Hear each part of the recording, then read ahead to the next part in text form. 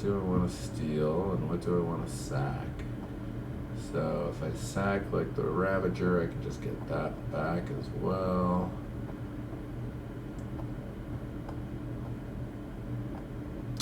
Alright, so color and Chrysalis or Ravager would be my choice after that.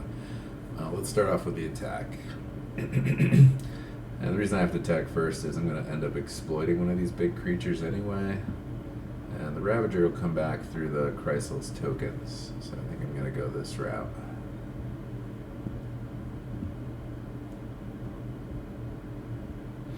It's so much fun getting to have Annihilator again. Feels like a nice throwback.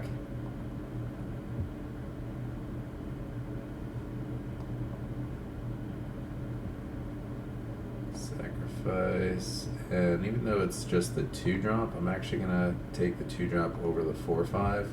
Mainly because I don't want Trample to be this thing that punishes me with an instant speed removal spell. Both of them are Eldrazi's, so sacking both of them is going to make the Chrysalis bigger also, which is kind of nice. I wonder if it'll trigger on the other Chrysalis or not. Let's find out. Because the way Victimize is worded is like a delayed sack. It's not part of the cost of casting. Since it's an old reprint, they didn't change the text in the card, but no, it didn't do that. Also, you don't get the O-Ones when it comes out of the graveyard. Alright, that's good to know. That's a little mess up on my part. But unless that card in their hand is really good, we should be in good shape now. Woo! We did it. Trophy. Alright, let's just run it again. This is actually the fun part of doing these drafts, right? The draft itself. Wow, that filled fast. Let me see if the single limb is free, though. Nobody in it. Alright, Draft League it is. Excuse me. Anybody have any good advice for things to do in Amsterdam? I hear it's like the place to go.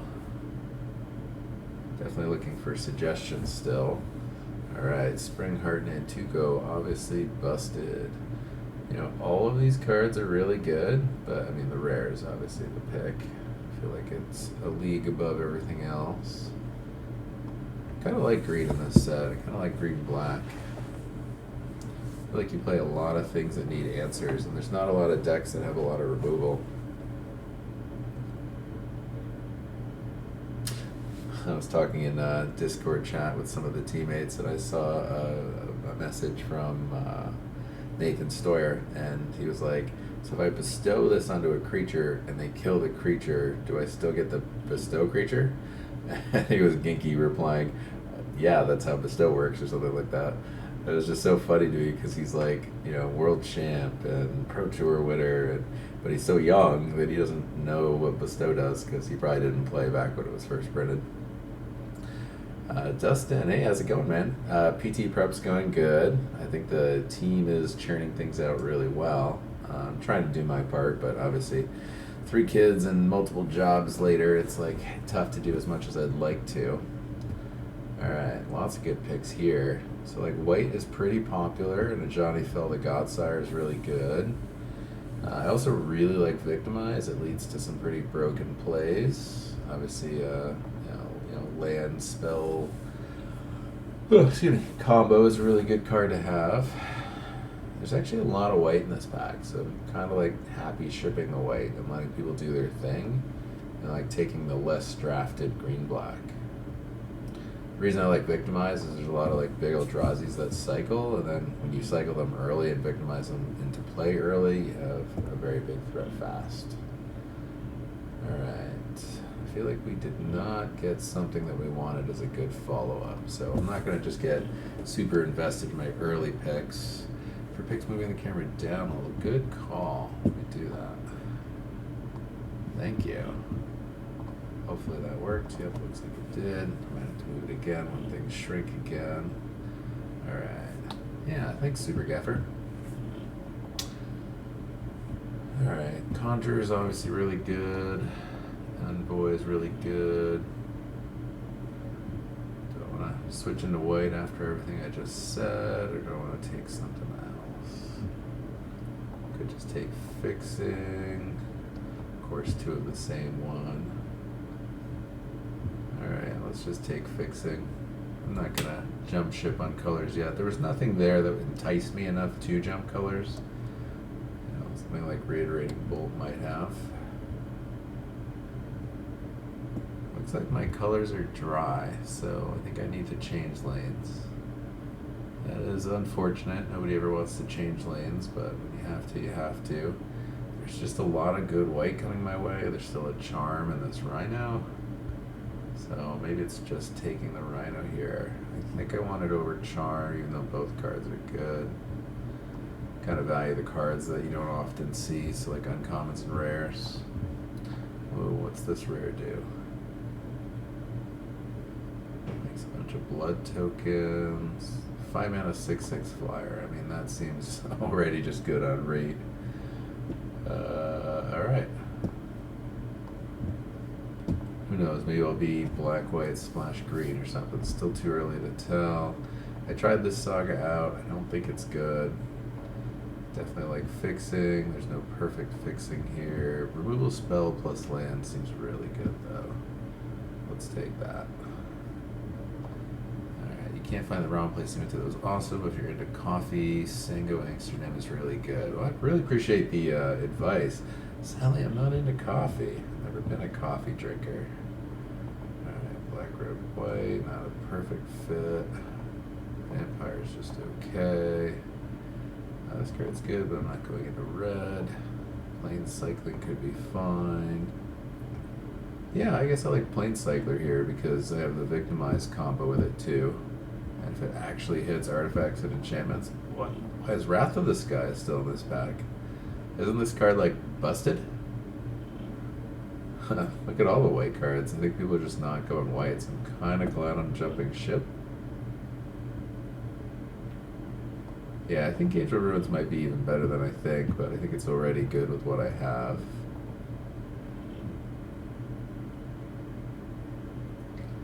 Wow, Lethal Throwdown also seems really good. Alright, I think we found our lane. It's just another good removal spell, right?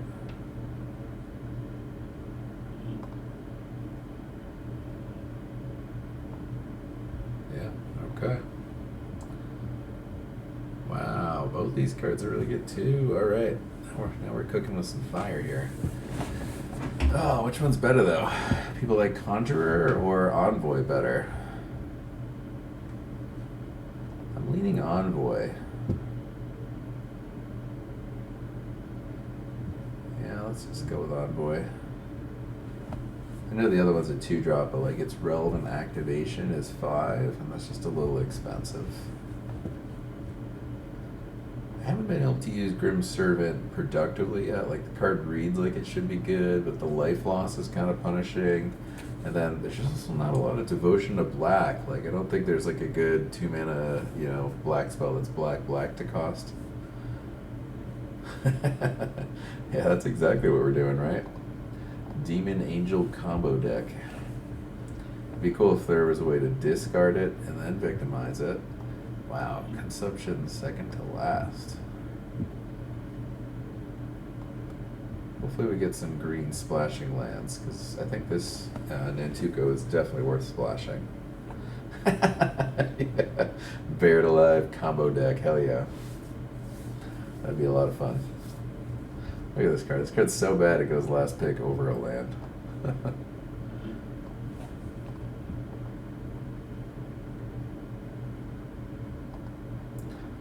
I do have some busted creatures that I could find, but there's no telling. Like you'll find the card, exile it, lose the life, and then they'll have some random thing that kills an enchantment, and then you just feel kind of dopey. Nether Goyf, I think that's money, right? Let's look that up. Keep having to rare draft in these things, but this one will make the deck at least. 14.5. Yeah, that's probably worth it. Satya is also really good in draft, but obviously that doesn't trump, you know, the free rebuy. Plus, I think we're going to play Nether Goyf. I'd like to see how good it is in this limited format. I won't have many chances at that. So man, do I love the fixing of this and the effect, but also this uncommon is kind of gross. Ugh. Which one do I take? Chat, somebody help me. Tell me which one I take here. Glasswing or Ondu? Right now I have no 4-drops, and I have like medium fixing. Land? Are we that certain it's better? I was kind of leaning the other way.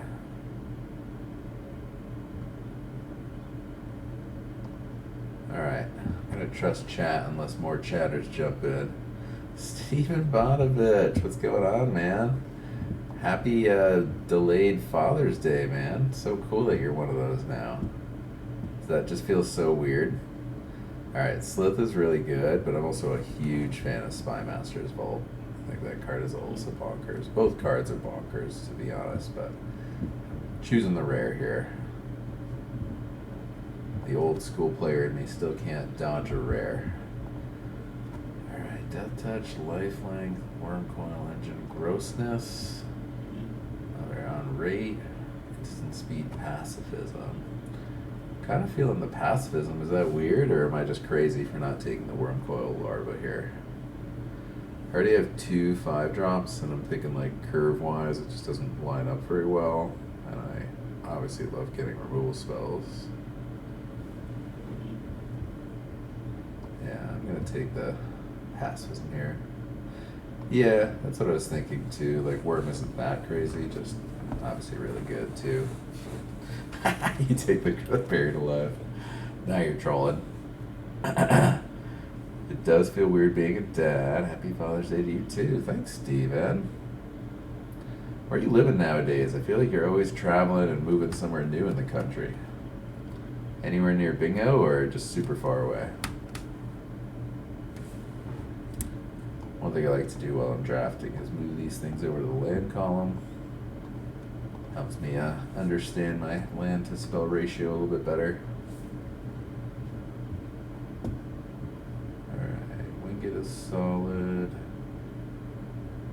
Not blue and red. Both these lands are kind of medium, although landscape could be okay. Sentry's pretty solid though. Yeah, it looks like this is just a sentry pick. I don't really have 4-drops yet. Although Grim Servant is suddenly good again now that it automatically grabs Netherglyph, right? So that's probably gonna make the deck, but I could obviously afford to have another 4-drop here. You're hoping to move back to Buffalo. Okay, Buffalo's still a little far, unfortunately, but maybe we can meet up in like Syracuse or something sometime. What brought you out to Maine? I imagine a job, but... Or maybe your SO's job. Maybe you were the nice guy and moved out there for them. That'd be super nice of you. Alright, this is the thing that pollinates. Very medium. Not a big fan of the insight in this format. Slith is good though. Both the fixings are not quite perfect fixers, and I really need more 2-drops, so Slith it is. Wow, breathe your last. Hello.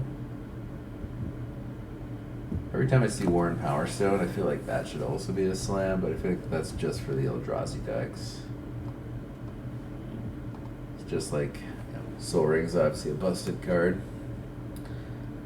Turns out the wrong place closed. That is unfortunate. If you want solid cookies, though, there's no way I can pronounce that name. Can anyone in chat pronounce that name? Jeez, Felda Profane. I feel like that's a first pick easy, and it's in here with 7 cards left. I must not have a lot of PT competitors in here with me. Otherwise, I think black would be a lot more drafted. I think it's popular. Girlfriend's family's out here. The deal was a temporary move, but then the kid came, so you're moving back. Might be delayed. Aw, the kid was unexpected? I thought you guys were trying. At least that's the way it looked from your Facebook posts. I gotta say, like, the accidental having a kid thing is way overhyped. I feel like the kids are awesome, and you discover that, and nobody's ever, like, sad that they had one after the fact.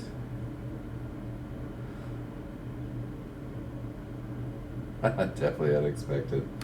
Yeah, they are a little blessing, aren't they? You should. I don't like. You can't obviously show me a picture in here, but send me a picture sometime. I want to see the little cutie. And what did you name them? Late good black white cards. You know you're in the right colors. This draft is easy. Yeah, I think it is. Oh man, I want both of these cards really bad too. I don't think I need a second angel. Like, I'm not gonna go all in on this victimize. And lethal throwdown is just really good. Wow, we got the Knot Master on the lap. That's awesome. I feel like we are the only black-white drafter. I don't see any other, like, explanation for how we ended up with this card pool. This deck is bonkers. I might even just not splash the Nantuko and, like, look for green sources at this point, just because the black-white is just so consistent and strong right now. It's probably just, like, not needed. So, sadly, moving into the sideboard for now. But I'll still keep it in mind just in case. More Creations of Addison. We're definitely putting those in the sideboard. Alright, Inspired Inventor is just like a fine card. I might not be splashing green. I don't think I'll splash for the ooze even if I did. So we're just going to take the Inventor's fill.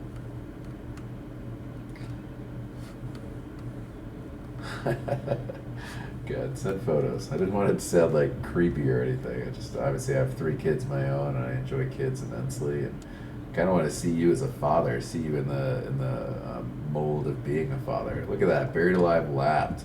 Is it bad that I was instantly going to put it in the sideboard? Buried Alive Victimized combo deck. Lose 11. I could get Nethergoyf too, so maybe it's not the worst. That white common with 4 cards left is crazy. Hey, Leander, how's it going, man? Are you still super, super skinny?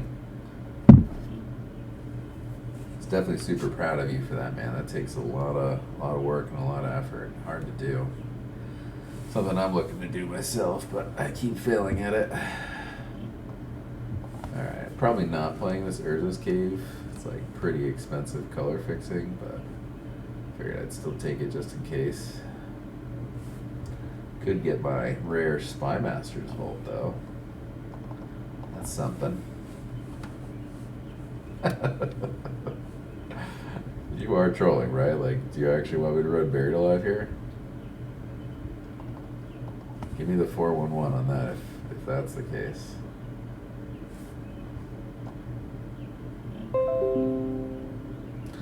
It's a shame when they print cards like this, like there's no other ways to just make blood tokens, like you just have to go the hard way.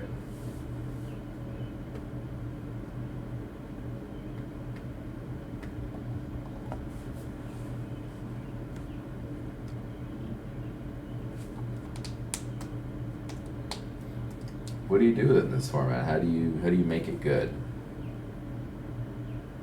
Like the 6/6 Eldrazi that you can sack 2 to bring it back? Ooh, yeah, that's a great combo. The Reef card that's like 4 sacrifices with Saloongar. Like it. Ah, Disruptor Flute, that money. Kinda hope not. I don't want to take it. 13.2. Man. Other people want to open money, and I get that. You know, obviously I don't hate it, but I want to take cards for the deck. I don't want to take a random money card.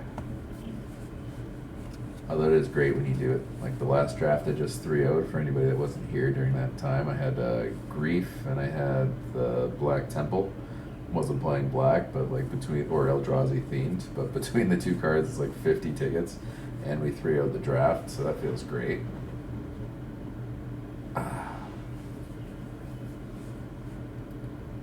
Steven, you still playing Magic, man? I'm kind of surprised to see you in the room.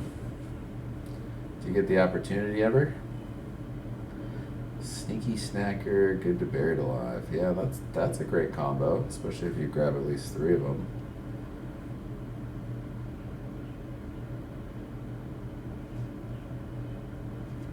Well, that's good to know. Oh, Flare of Malice. Is that money also?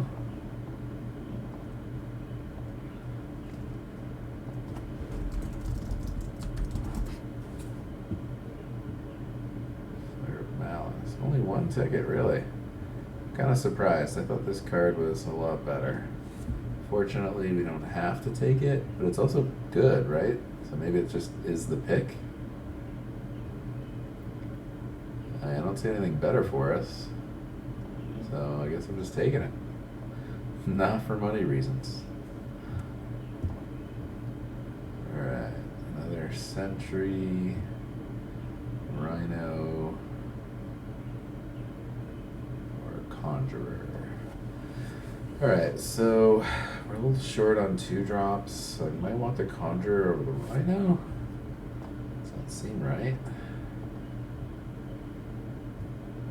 We have some things that we can proliferate.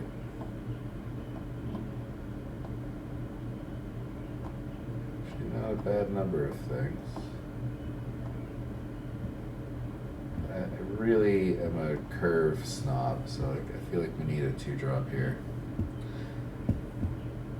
RC Astialo, hi, I'm doing good, thanks. Am I playing the PT Amsterdam? I am, and I'm very excited for it. Are you? Alright, Crabomination has huge 17 lands ratings. It's really sad to me to not take Decree of Justice, though, because I once brewed a deck for 2003 New York States that ran 4 Decree of Justices, and the card carried me to victory, so I had like a near and dear place in my heart for it, but gotta listen to 17 lands.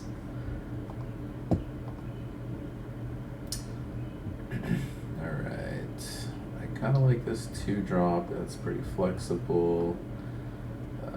Persist, flying as long as it's modified. I don't know, this card seems kind of medium, even in black-white. Kind of surprised it's a thing. Maybe it's just suppression right here. I have very little energy, but I have a couple white creatures.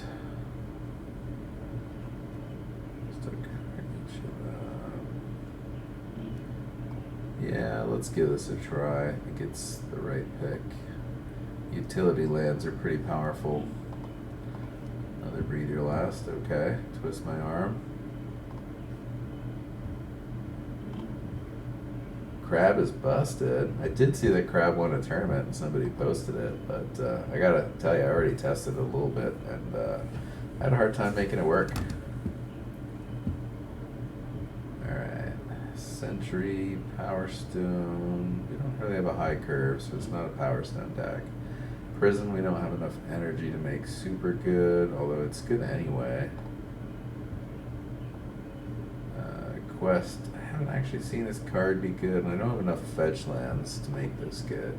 So I think I'm just going to go with the consistent Sentry pick here.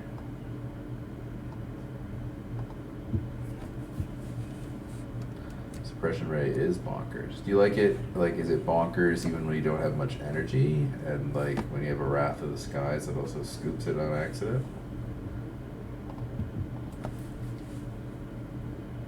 You'll be there, but sadly not for the PT. You're playing the Saturday PTQ Limited. Well, that sounds fun anyway. I mean, if I could choose which one I'd rather play, it'd be just Limited. I only played a little bit of this new Modern, but I haven't found it to be very fun yet. It seems like I won the die roll and I won on turn 3. Yay. Or you did it. Okay, that stinks. Gargoyle is very mid. Yeah, that's the impression I got too. How hard do we have to twist your arm to take that?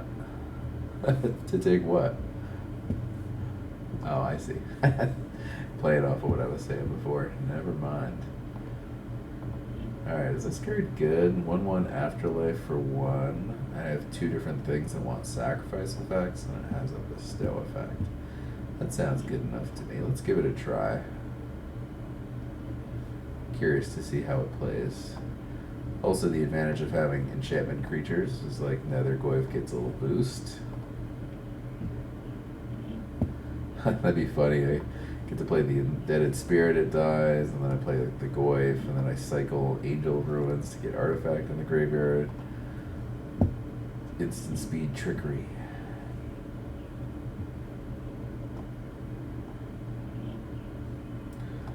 Servant is any black card. So I can grab either lethal throwdown as well. Alright. Glyph Elemental is very good. So is Auxiliary, but again, I'm prioritizing my 2-drops here. I really want to curve out, but I don't want to get caught behind. Yeah, I do love the consistency of spell lands. I wish they would do that more. That's something I almost never mind when they do, except I somewhat hate it when I have to go to the PT and then you have like flip cards. You have to make sure your sleeves are like really heavy duty or thoroughly not, see-through. And then every time you play one, you have to flip it, and sometimes you forget to flip it back when you're sideboarding, and then you draw the card, and that's a little bit awkward. Wow, Wither and Bloom. Or like the actual land that we want if we play our Nantuko. I don't think we're splashing. Like I said, the deck's too consistent, so just more removal.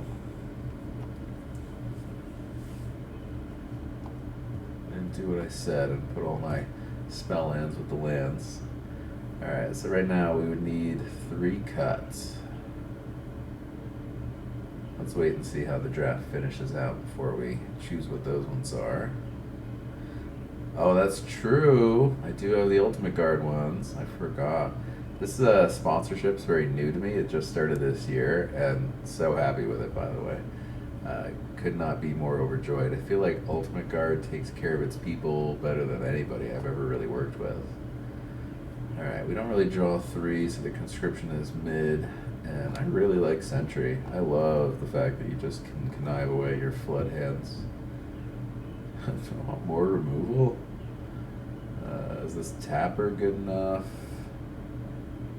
I feel like I don't need Gargantua. It's a little on the heavy side, and I have too much removal, so I'm going to take another creature. Oh, sweet. You're on Ultimate Guard as well. One of the things that always throws me is like remembering everybody's screen name. I feel like there's already thousands of Magic players, and you start to learn who people are, and then you have to then also learn their like screen name after that. It's so convenient when people actually use their real name, but like so few people in the competitive scene actually do that. Ugh.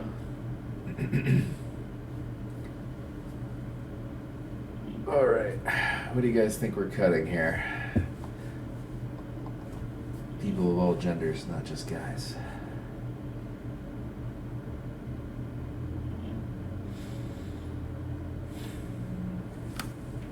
Wrath the Skies is just always good, right? Like, even with that energy theme.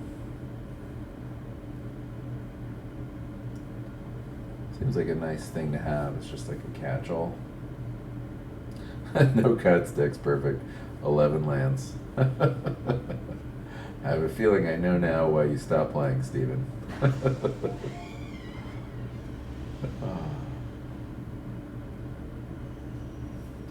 It's like we're waiting for a couple more picks. Yeah. No, not really, right? It's just a couple people that need to take their last picks. I've always known. Perhaps. Alright. So, group creatures separately. If you don't do these deck building things that I am about to do, then I highly recommend starting. Actually, I should play this land. It adds land for Netherglyph.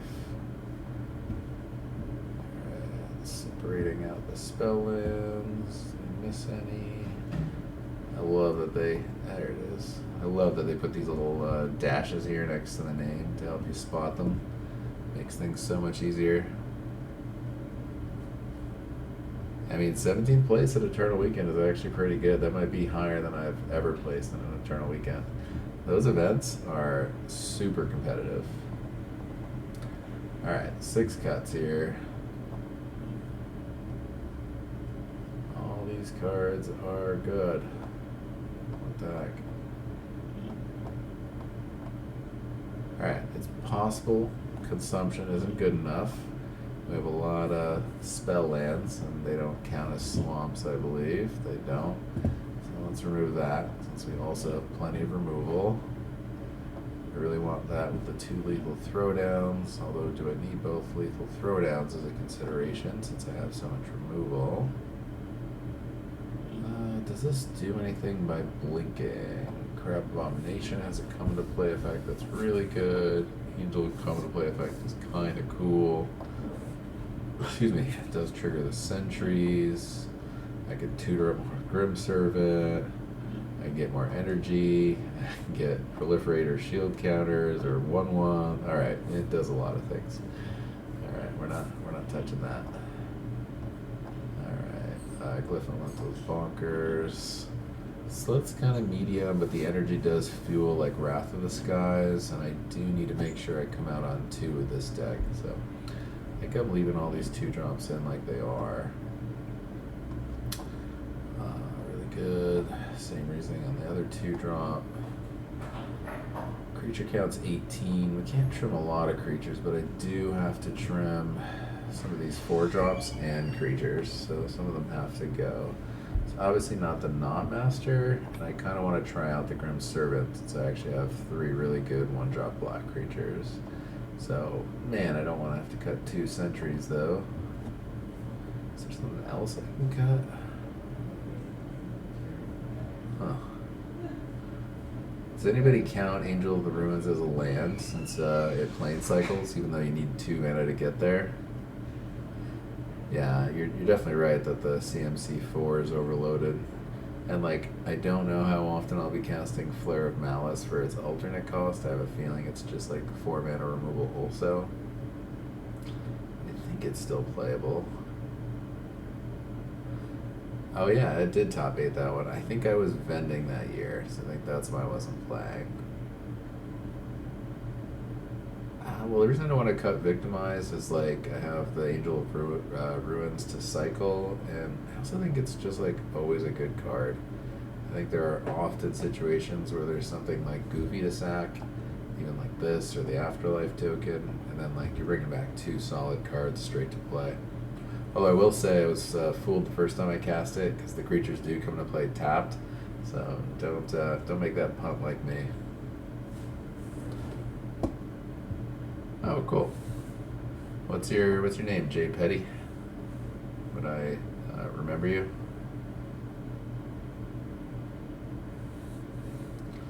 All right, Lethal Throwdown is just so good. I think I have to cut some removal. Let's start with Expel the Unworthy, just 5 mana sorcery, so it's probably like the weakest of my removal.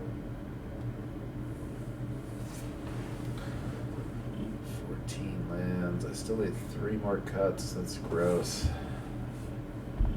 Alright. I just have to cut a second sentry, as sad as that makes me. I really like the consistency of it. So I can only cut 1 more creature. I'm really like firm on wanting at least 15, and I can't touch any of these or any of these, so it has to be one of these 3 drops. Not that one. So it's either the Tapper or the Inventor as the worst 2, even though they're not bad. Anybody have a preference? Which one I should cut?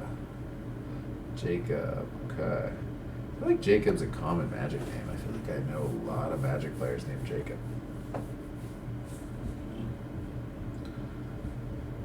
Tell me, chat. Help me out here. Inspired Inventor or Solstice Zealot? Which one gets the axe?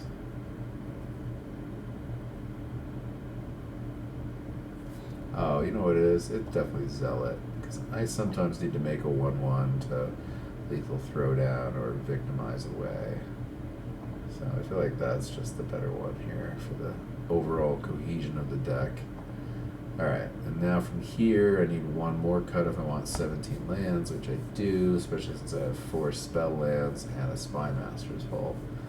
And so I have to cut a spell. It has to be one of these removal spells probably.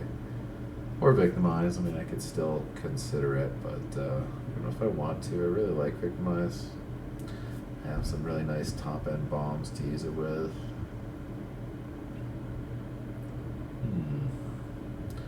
Yeah, Inventor might just be better than Zealot anyway, but it's certainly better, I think, in the deck.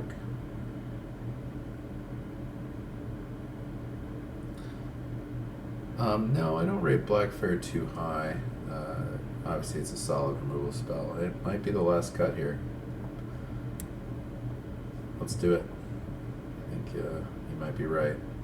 Might be some awkward interaction with Flare and Dog Umbra too, where like I've pacified their biggest creature and then Flare is just kind of shut down. Alright, land time. We have 1 dual, 2 white, 2 black. We don't need any islands. It's got 11 lands. It's kind of even. Looks like we need an extra black, especially since we have a plain cycler here. Although I think our mana is just really good, so that part's not an issue. Alright, let's do this thing. 41 card special. I didn't do that right? No, okay. I used to be down with the 41 card special, and then some of Frank Karsten's information about like just how many points you're giving away by doing something like that was released. And I was like, ooh, I don't think I can do that anymore. Alright, we just have the 1 color, and even though most of the cards are in are black, the curve is just not so great with these lands, so I have to ship this away. Like, I can definitely see a lot of people keeping this. I think that's a mistake. I think you're going to find, like, you don't perform well in the early turns, and it ends up costing. This hand's even worse and even more in the direction I just said, so maybe don't listen to me about saying I had good mana. Alright, here's a keepable one. So, we're probably not profitably wrathing in this hand. It's a bit slow. These are our bombs and removal. Probably want to keep our lands. If we have to bottom 1 more card, I think it has to be not Master. And we're trying to like playing this holding them off, play a bomb rare type of situation. Maybe that's like our strategy. Alright, let's start there. Yeah, we definitely don't have a lot of black creatures.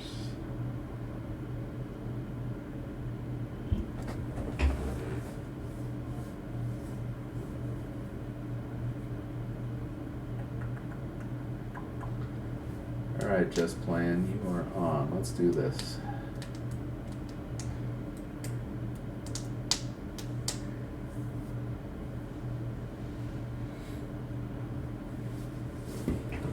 Are there any decks in Modern Horizons 3 that anybody's excited to see? I feel like this set was like a brewer's paradise. Now we see just tons of options everywhere.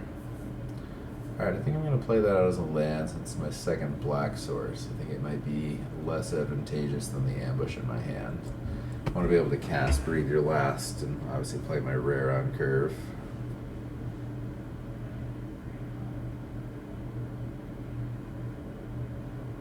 What do people think about this Ruby Storm deck? Seems kind of gross.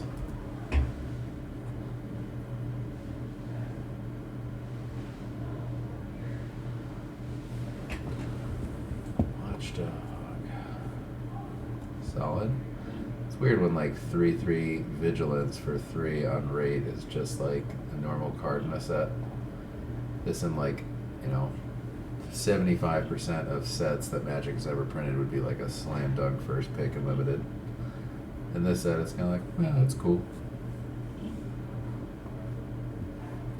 For those wondering, obviously I'm playing this out first because I want to get the summoning sick off of it, outlast it, and then still have the mana to ambush the Watchdog. So I kind of have like a few directions covered. Whoa, and Johnny. Alright, whenever one dies, you exile it and return it, and then it does gross things. This is a dog, not a cat. We're just going to do that. Let's take the hit. I'm still going to try to catch a Johnny this time with ambush, but then I'll also have Breathe Your Last if I need to. And kills Planeswalkers, look at that. I hope someone breaks the format with Red Storm. You do fear that we'll see a lot of Nadu decks at the PT. Oh, you're guaranteed going to see a lot of Nadu at the PT. I think there was a Modern Challenge recently where 4 of the top 4 decks in the event, finishing-wise, were all Nadu. One of them at least built their deck a little bit differently, but they were all Nadu.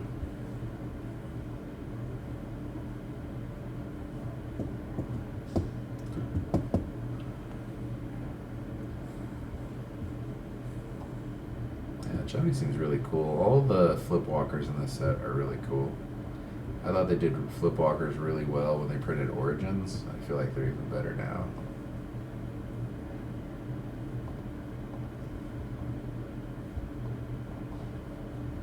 I know there was the line of like cast Breathe Your Last and then use this as a land to play Shalengar, but I just don't think that's a winning line. There's too many rule spells that they could have or ways to answer this where I'd be going very all in too early. So I want to try to utilize all my spells. Gift of the Viper. That seemed really, really good.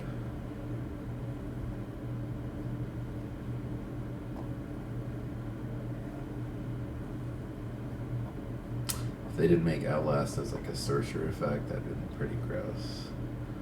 Alright, I think drawing that was actually really good.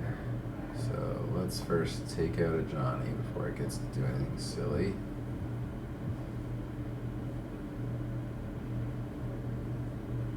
Wow.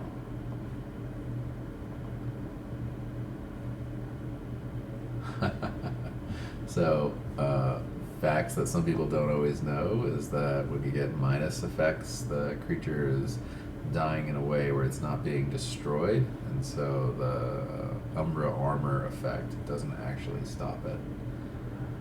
So I could play this on here and then offer up some kind of trade. I could Outlast and get the effect for free, and then like later Breathe Your Last on the Watchdog. I think my favorite way to play this though is the way that I lose a little advantage but don't lose too much tempo. So I'm going to play this here. I'm going to offer up the trade because they have Death Touch and Vigilance anyway. And I'm not holding back. Got to take another hit and then hope my rule spell hits it when there's so many things like Gift of the Viper in the set. So they took it anyway, which kind of just shows that they really value their creature more than the trade. So this worked out kind of well. And then hopefully Breathe Your Last gets some effect on the next turn.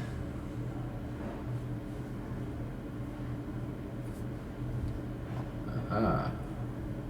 So when this falls off, it's just going to be a 2/2 with Mentor. So not too worried about that. We'll still have a huge life linker. But as you can see, green mana is up, and so they might be trapping me, so to speak. Alright, so this will become a 4/3, which gets trumped by the Envoy. So let's play the land here, and then hold up Breathe, and then next turn we'll try to play the Shalengar. If I played the 6/6, really I would just be hoping to trade it with this Watchdog and hope to just not get got by something, and that doesn't sound great.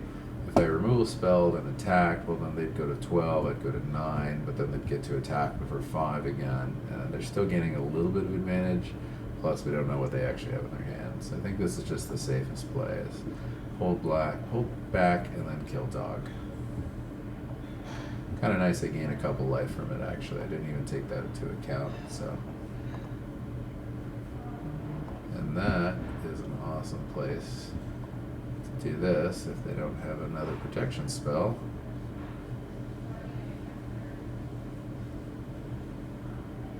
Alright, we did it.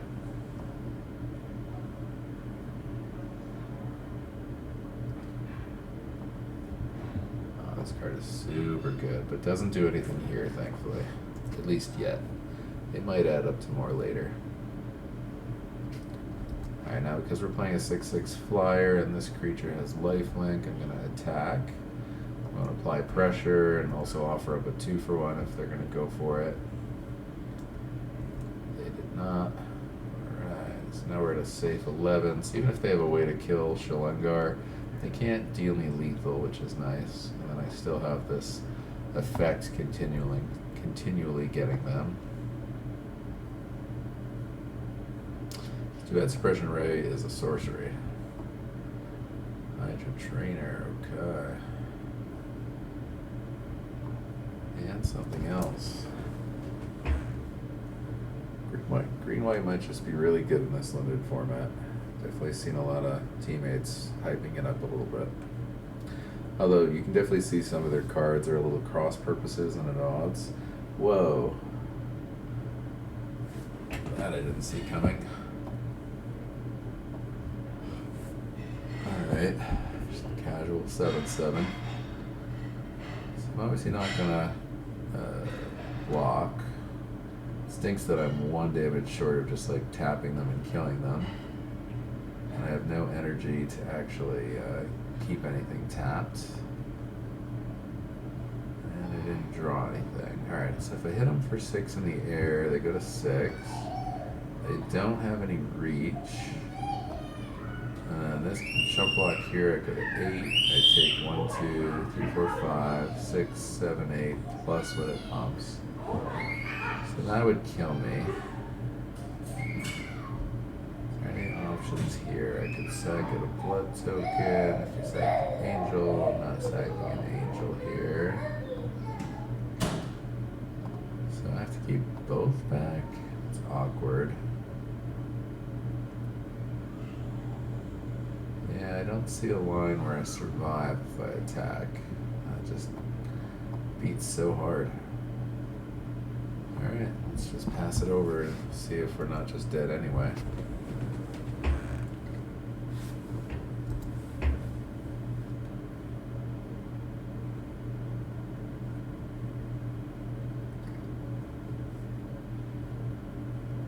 The other problem here is we don't win in this long game unless we have like an extra 1 power of creature and they decide not to go for the attack, and then we suppression ray for the victory.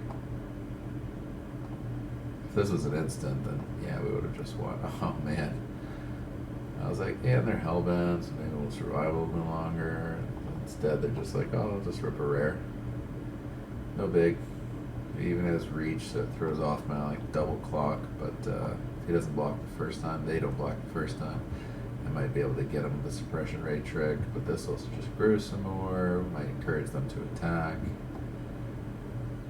At least this isn't a bestow, it doesn't get bigger or something when it attacks. But with 6 now, they can replay it out of the yard if they draw a land, so it just spells danger either way.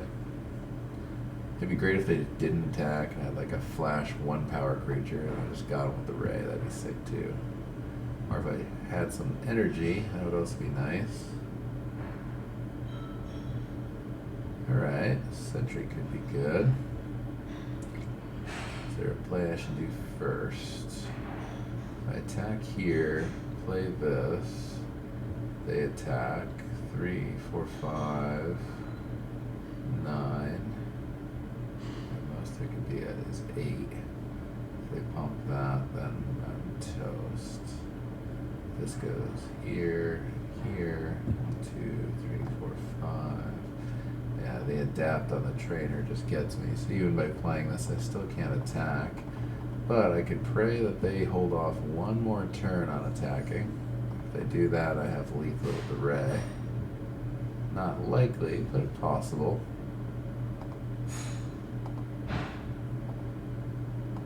If I discarded the ray there, though, I could have actually had lifelink on the sentry, but then I don't have like a path to victory. So they have reach now, and Shalungar is definitely not going to be enough clock. My hope here is that they feel like they have longevity here if they wait.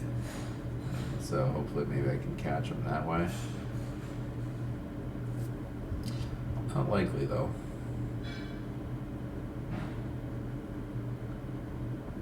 If I drew an angel, that would be pretty cool. Don't have a ton of those.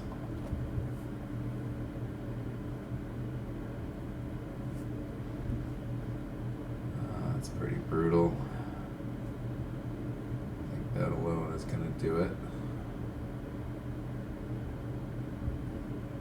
Obviously they drew a land, just replayed this out of the yard thanks to 6. So definitely not a sick draw or anything. The 6 was a sick draw though. Alright,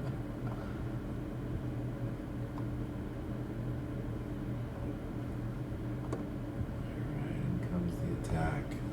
Only attacking with that? That's interesting.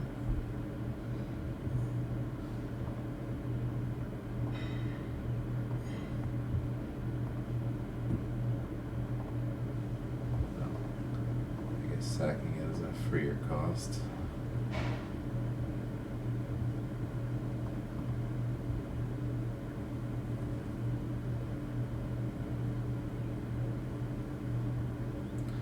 can I draw? I can draw Wrath of the Skies.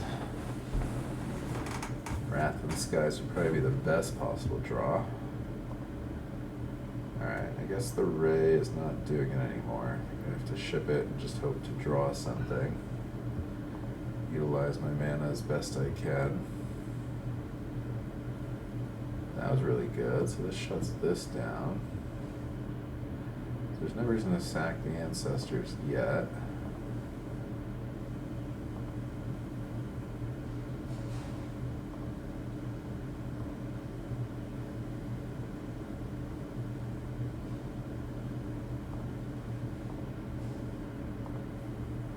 Come on, Wrath.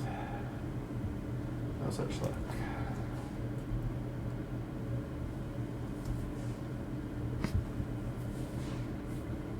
Pretty sure the opponent will go for the alpha attack here. I don't see any reason for them not to.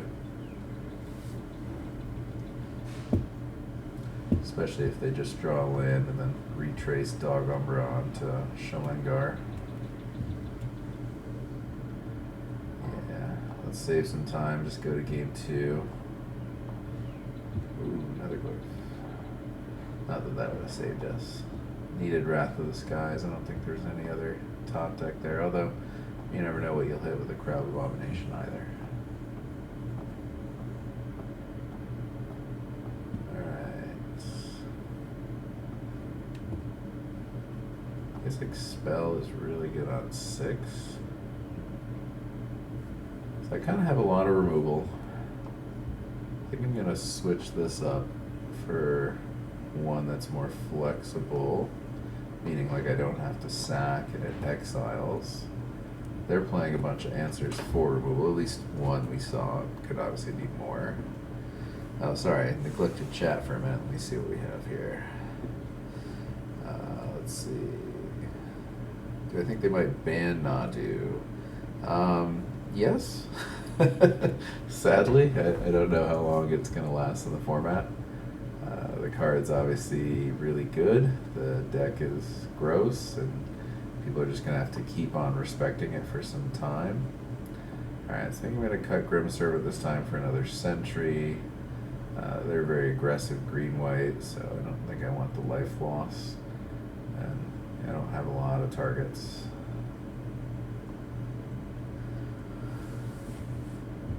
Alright, we want to be on the play. We do have 2 lands. Alright, I think it's keepable. We do have a catch backup card if we fall behind and don't get mana shorted the whole game. I'm not excited about it, but I don't hate it either. Definitely would not want to have to keep mulliganing down to 5. That would be not a fun way to lose. Magic just as Richard Garfield intended, as some people like saying.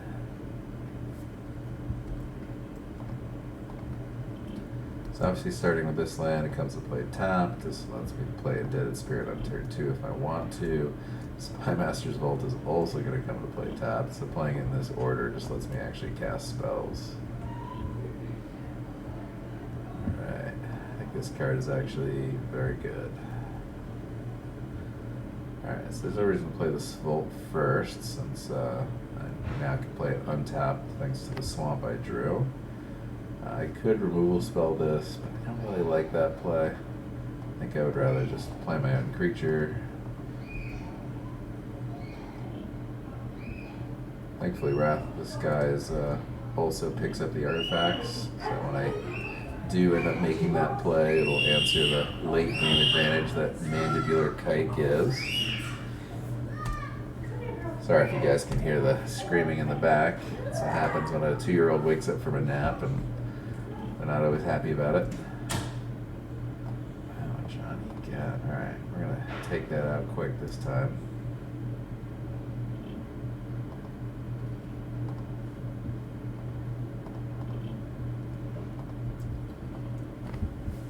I'm going to hold back the 1/1.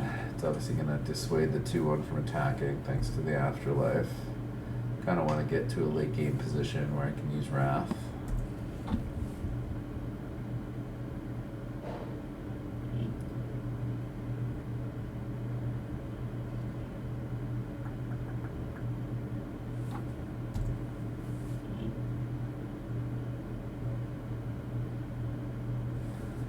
6 again. Okay. Rough. Give me another removal spell, please. Oh, that one wasn't bad, actually. I can put it in the grave and victimize it. Let's see what I draw first, of course.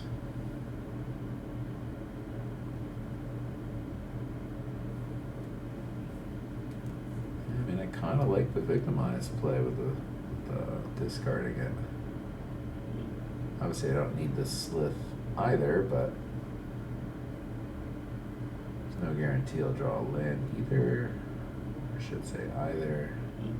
No, let's just discard the slith. If I want to, I can attack next turn and then discard this. So like all those plays are still available to me with this discard.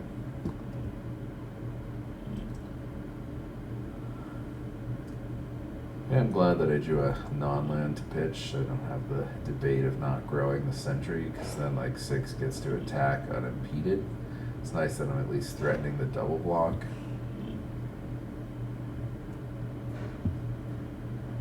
Their curve out so far has been really nice. Alright, thankfully 6 is not a cat.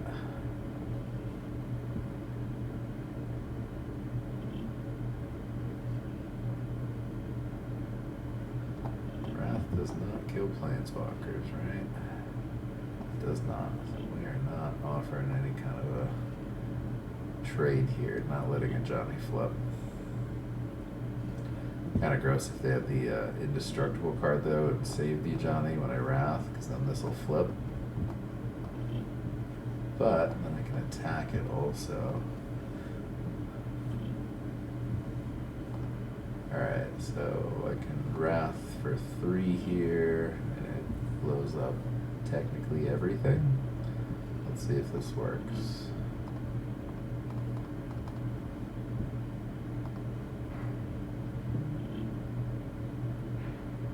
Kind of nice that I get to keep sentry, so if they flip a Johnny, then I get to attack it.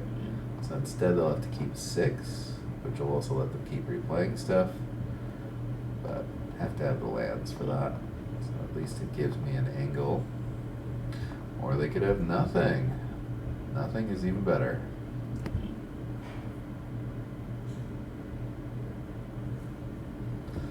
Yeah, Wrath is a very silly card. We got it so late too, that was really surprising. Alright. I don't care about growing my creature anymore. I'm gonna play this and then like can always victimize it later or save victimize for something else.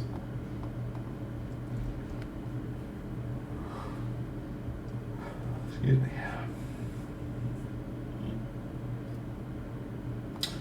That's a great question. Whatever color combination lets you play higher CMC things. So like maybe it's a kind of white green deck that doesn't look like this, but more of a white green deck that's trying to play like Eldrazi's, or a white red deck that's trying to like build up energy to cast it on the cheap. So there's a lot of angles I can see being available to something like that, but it is a little counter synergistic, so I definitely don't want to lead anybody to think otherwise, but I think it's still powerful enough that you definitely want to jam it in pretty much any deck where you're already white.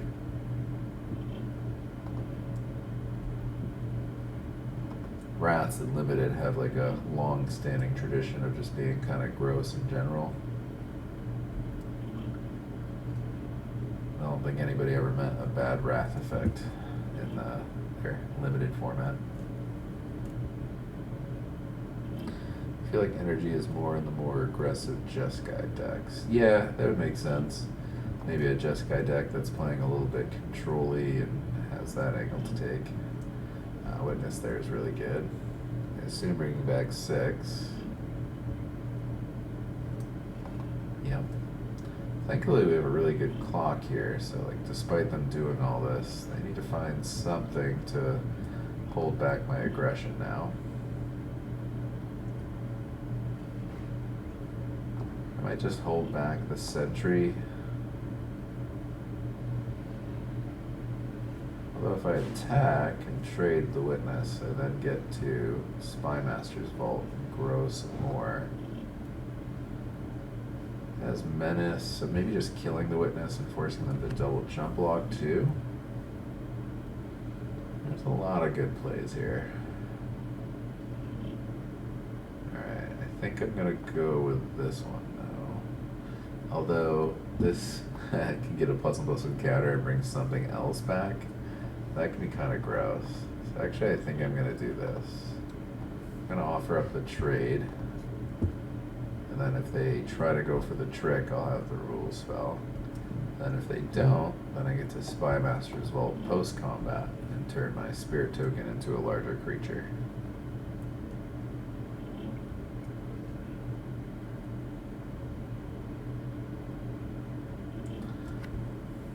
That would be so good if I thought my creature was surviving this combat, but I don't think it is.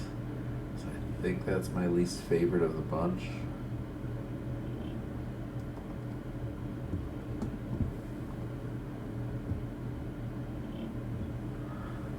I feel like games go really long in this limited format. Alright, what's the point of doing it there?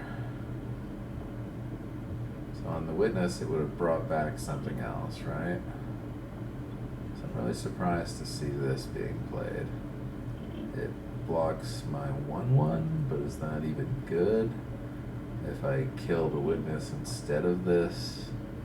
Oh, I guess that's Death Touch, that's why, I see. Trying to trade off with Salamgar. Alright, so 4/5, you can't double block this anymore, so it's just killing the token. I'm putzing around, wasting time, sorry. It's like when you're slow rolling and you have pocket aces.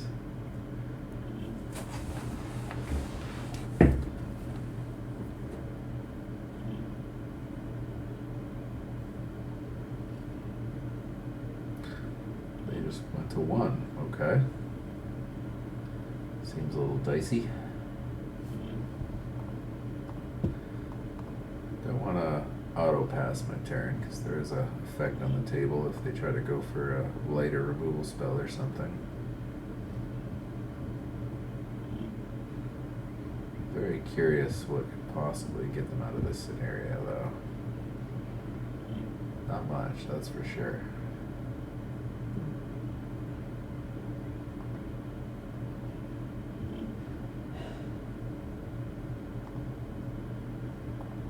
So they're dead to our removal spell, basically. I'll try to play it as fast as I can so that they don't feel like I'm dragging out the game. Cast it on my upkeep, because why not? No reason to take unnecessary steps. I like that the opponent just like knew too. They're like, alright, not wasting time. We're just gonna move on. Alright, so it's like a really tough matchup. There's a lot of threats here that I have to deal with, a lot of bomb rares. Very aggressive and early. I don't see anything I can like board in that's gonna change my deck in a way where I'll have a better chance though. So I think I just have to run it as is. Just jamming more removal is not always the answer. Paying 5 mana for a sorcery removal and then having them counter it with a 1 mana trick is pretty gross. Like you'll sometimes lose a match on that alone, especially when you're on the draw. Tempo is obviously huge.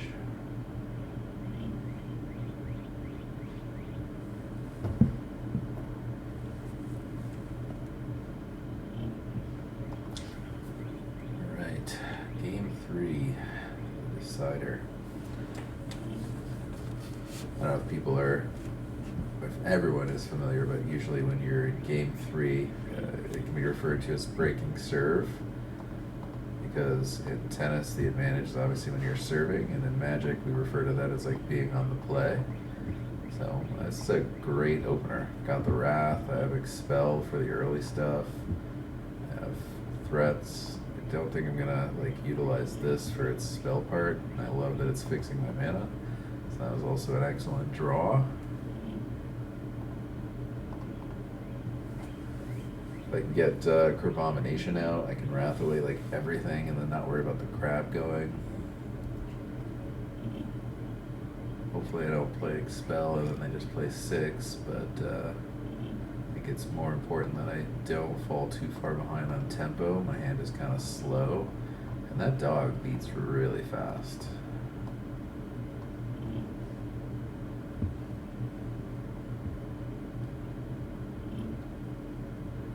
Alright, don't play 6.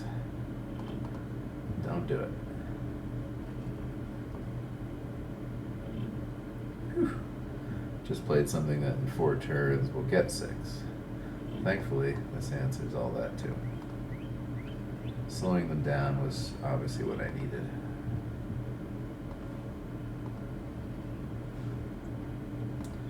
So this is an interesting play. Do I cycle the Angel of Ruins, or do I hold it? I have so much top end here that I'm inclined to cycle, even though I don't really need a land yet. But also, like, Sentry lets me draw and discard, which protects against Flood. But also I could discard the Angel, which then grows the Sentry. So there's like a neat intersection here. But I think the way that I lose this game is not drawing lands off Connive or my next couple draws. So I think it's just safer to play the Angel here, to cycle the Angel, I should say. I'm ideally going to be playing the Wrath on my turn 5. And again, for x equals 3, probably.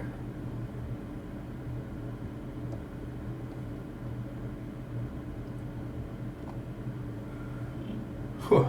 Excuse me.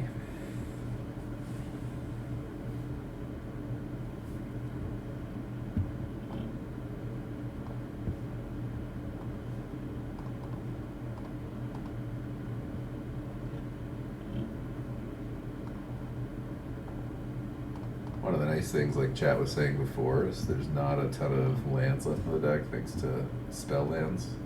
So like the odds of flooding out are much lower in this set, which is really nice. Really appreciated by the people who are set designers. Alright, so this is a spare land.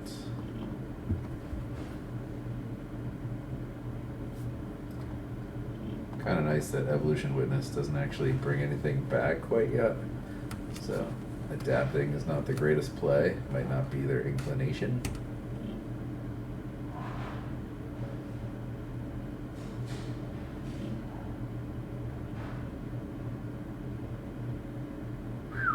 That's big.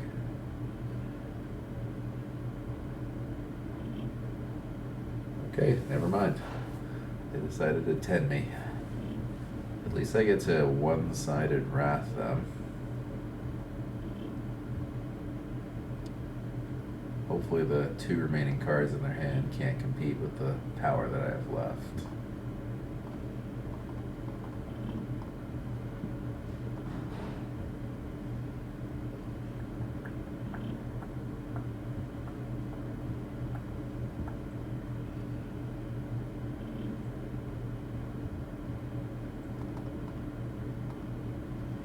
Yeah, that would have been bad for me if it was. Thankfully this card is kind of slow, kind of mid. When I first read it I thought it'd be a little bit better, but I'm a lot lower on it now. Sentry doing exactly what I wanted and just making sure I don't flood out. I think this card is a little underrated for what it does. I think it's actually pretty good.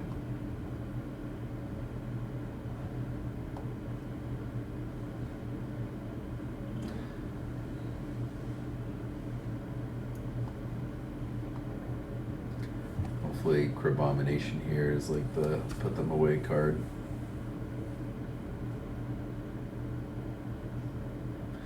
Yeah, Sentry is definitely good in Dimir too, especially when you're trying to climb up to like drawing 2 or 3 to get the extra triggers.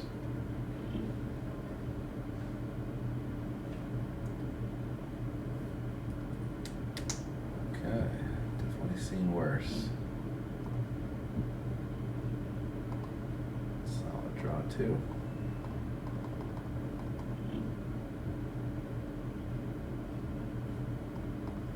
I've only been on the receiving end of Crabomination, so kind of nice to be on this side of it now.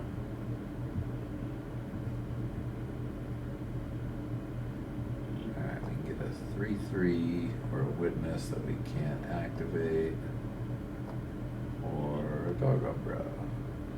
So if I take the dog umbra and put it on there, it actually just gives them umbra armor, right? So definitely don't want that. Let me read it thoroughly, double check.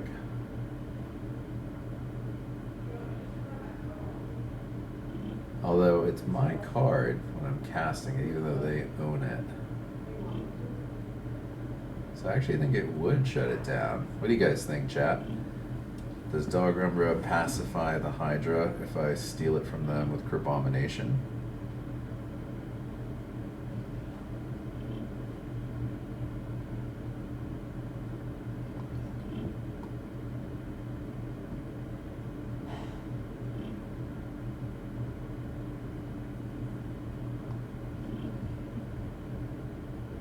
Casting the spell, but they're owning it. I guess I'm not going to risk it because I don't know for sure. So I'm just going to grab the 3/3 as just the ideal target here. But that's kind of close. And I'm not actually sure what the right answer is. I'm going to leave this back because if they rule spell the 5/5, I like the idea of having a double block here that's not too advantageous for them. And I don't really need to cycle, and they're at 20, so I'm not like winning any kind of aggro race right now.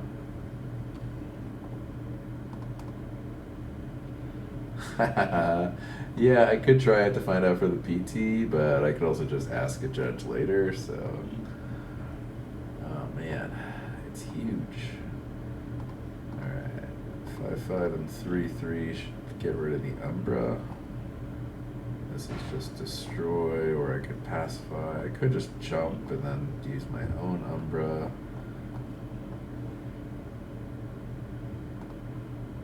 Maybe I'll just jump. Yeah, let's just do the chomp and Umbra play. I think I like that the best. It does have trample, but I don't want to go too low. I think 5 is a safe number.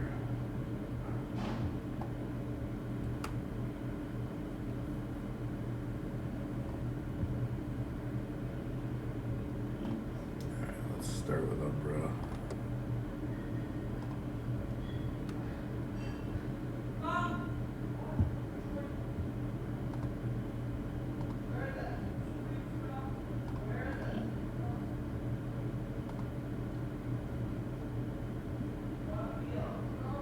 Just kind of hoping to draw a land.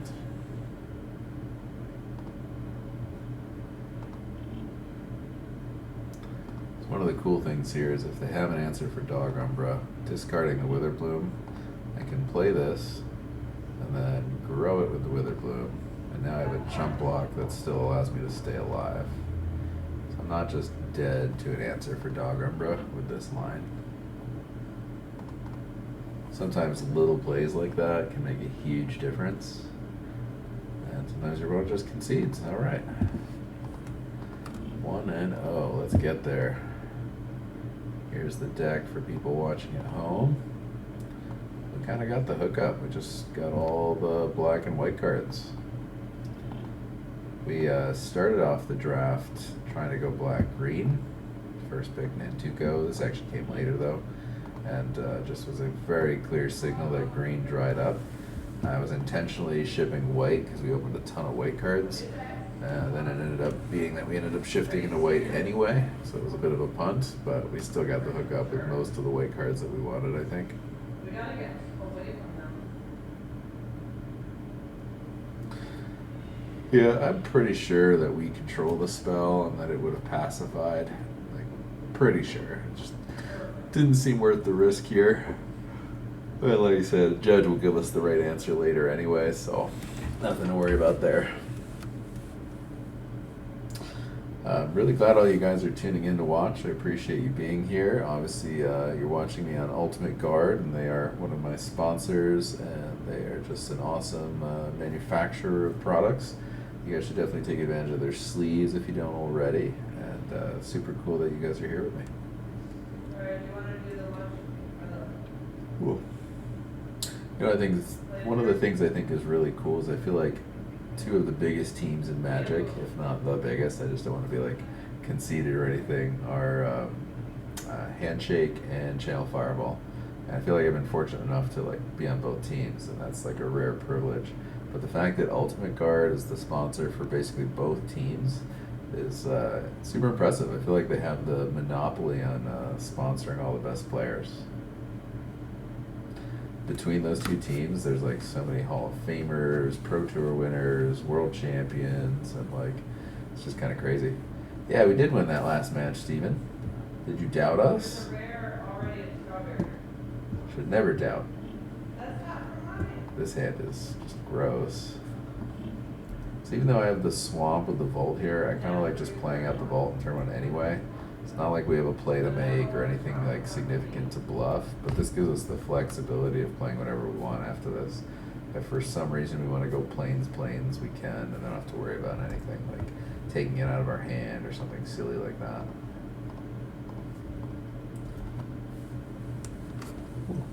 The follow-up draw of Rhino here is pretty gross too. 0-4. Alright, so now I like the idea of just doing this. This takes away the good blocking that they could have done. Don't need to pay the energy.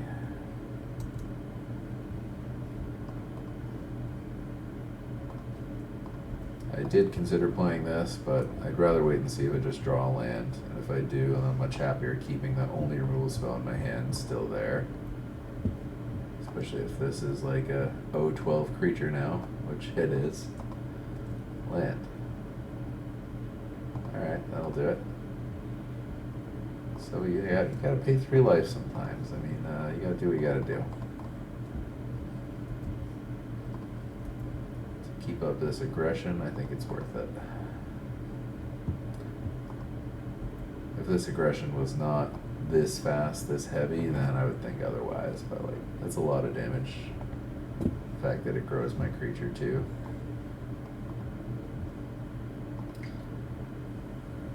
Well, they have a solid defensive hand at least. Can't fault them there. Fortunately, I have a lot of good heavy hitters that I still get to play. Wow, good session. They just have no answer for this. And I'm not just thinking in their hand, like they could have drawn, they still had a couple more draws left. Alright, anything that I want to do different? I think I just want to draw like that again, because the hand was great. Yeah, let's just run it up like that again.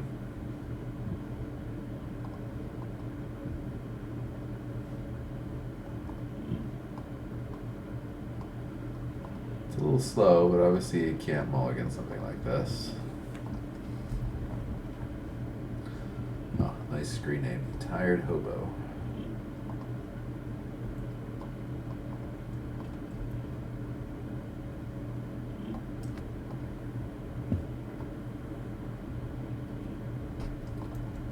I have yet to play this card actually. It seems totally fine, very serviceable.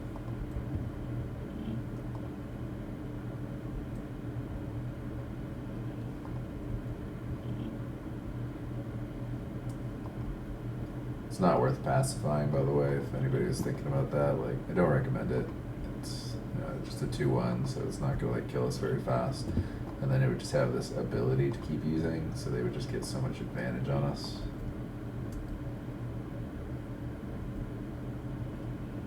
That was a great draw.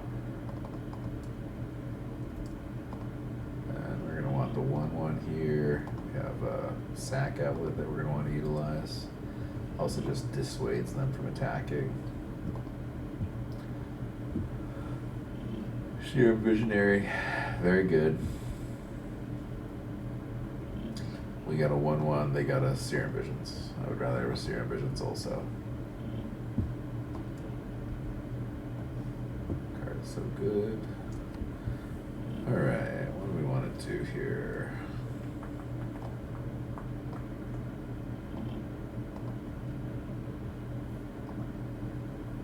I think I'm okay getting hit once want them to use their energy and then lose it, and I kind of want to tutor up the Necrogoyf and see how it does.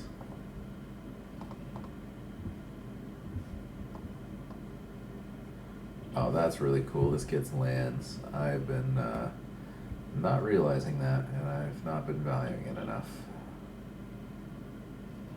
Do I want to land over the Goyf? I'm going to have instant sorcery creature. So Goyf's going to be like a 1 mana, at least 3/4. But maybe I just want to be able to cast my Crabomination on curve. Yeah, I think I'm just going to get a land.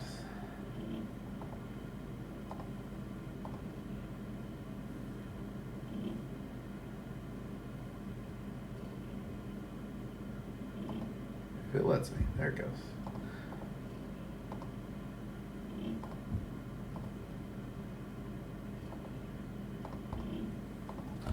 How much do I rely on 17 land stats versus my own judgment? I rely way more on my own judgment once I've drafted a set enough times. Early on, I think 17 lands is a great indicator of seeing what other people are doing and learning to adapt for it.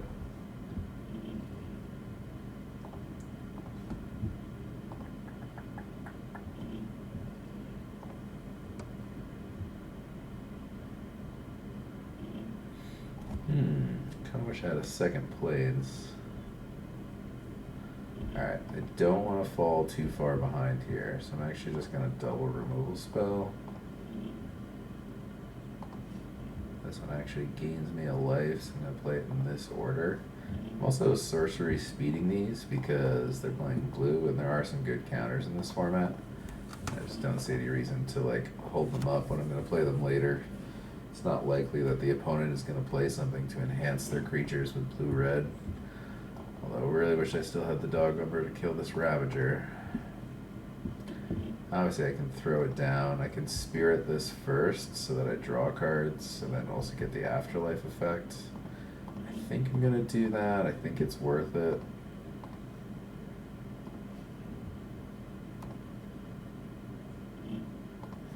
Sacrifice a modified creature.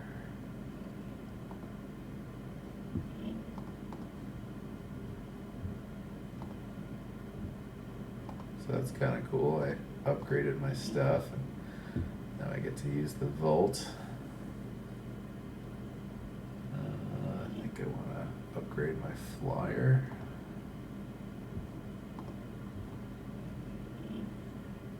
Wow, they conceded. I'm not sure what the reason was to concede there. I still feel like they were plenty in that game.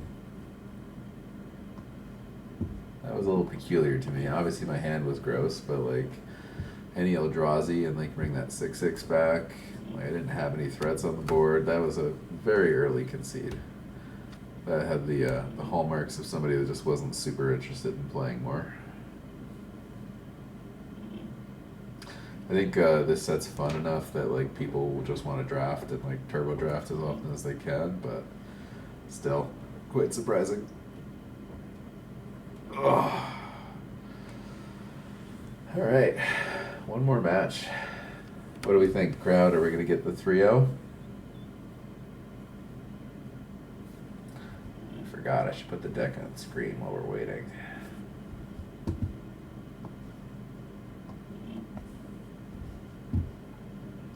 Yes, I would like to play first. We're in that same position as before. We could mulligan this. I think the Spymaster's Vault is the tipping scale for me. Like, I have a creature I can sack that I don't mind sacking because it comes back. And so, like, I'll be able to use this Vault on turn 3 if I want to, which will make it, like, so that I don't brick on planes for too long. So I've got to keep this, even though before I mulligan a similar hand that didn't have both colors. Good point, Gaffer. Maybe they were just tired. I feel like that's a constant state of being for me, just having 3 kids and basically 3 jobs. Just in a constant state of tired all the time. Big reason why I haven't gotten to stream in quite a while. I definitely miss it. Miss like chatting around with people on the internet while I'm doing it. But feasibility wise, I don't miss that. It's nice to get a good night's rest. Fear my O1 mythic. Alright, we're highly incentivized to kill the next creature that they play so that we can use this vault and not like fall too far behind. It'd be even greater if we just drew a white mana though, of course. That's a good one to kill anyway though, so I'm not sad about it.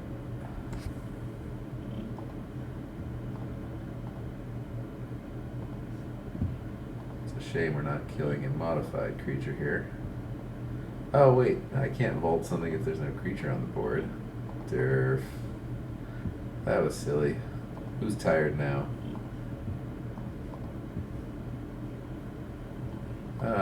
Goof, goof, goof. Yep. Good call, Steven. We're winning this Pro Tour. Solid plays like that. Yeah. See, now we're back to my earlier decision about how when I mulligan not having both colors. And boy, do I wish I had done that this game. Obviously, the Inventor is a target, but I'd much rather take the hit, see what they play, and see if I can't find a better target. You're too nice, Steven. You're too nice. Alright. Now we don't have the luxury of falling too far behind.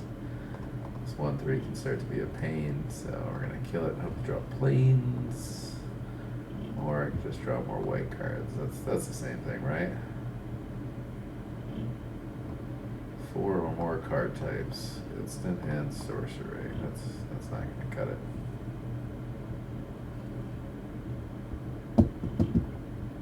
You know what's funny, Steven, is I still needed to probably use the lethal throwdown there, sacking my Goyf. But obviously the punt is thinking that I could activate this. But the real punt was just not mulliganing in the first place. Hey, that was good. Alright, what do we want to start with?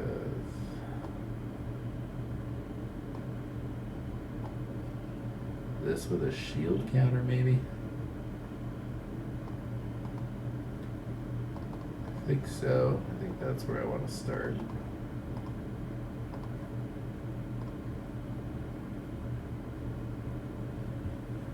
There's enough red removal spells that are sorceries that I think this is a line to take. With my luck, I'll still win. I mean, maybe. They, before this play, didn't really have much except a 2-2 and a 1-1, and they had a small hand size. And I would love to get to cast that.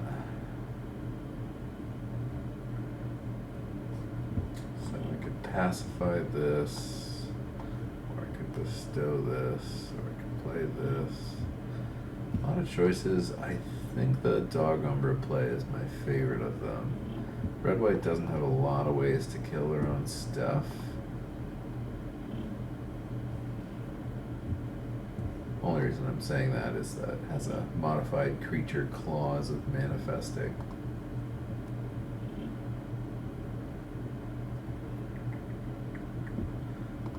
Do it in the beginning of combat so they can't get tricky on us.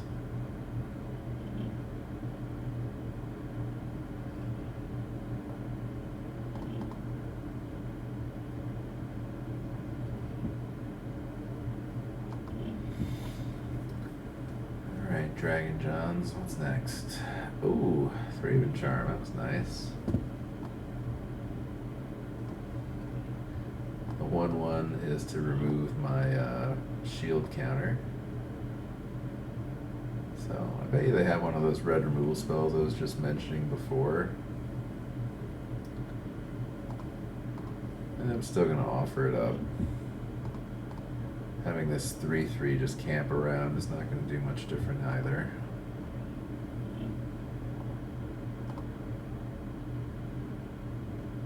Alright, thankfully I stopped in time. I almost forgot to use this.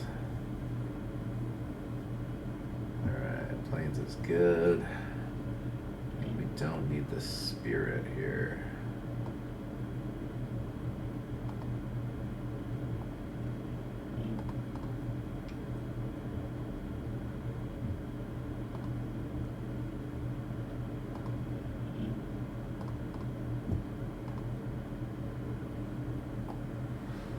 Oh, do I want to make my 4/4 lifelink?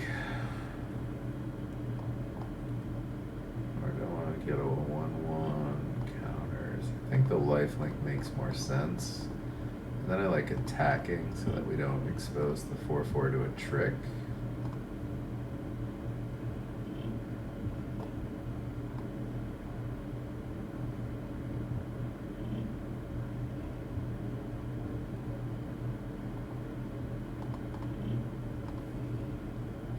It's always surprising when they just take that, when it's like a big lifelink around the table. But say the removal spell is for this and they negate the lifelink and then they attack back, that it kind of evens out. So there are a few lines that are available to them that are easy takes. They didn't removal spell though, which is interesting. They have the muster effect of like having a morbid effect at the end of every turn now, so I have to be careful with like trade-offs. Kind of weird they didn't play anything here. I know this card's good, but it's just been a 2-mana 2/2 every time I've drawn it.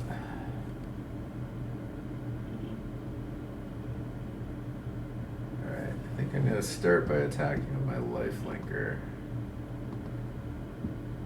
This forces them to play something into open mana or to make a profitable trade. I'm just taking it, sounds great to me.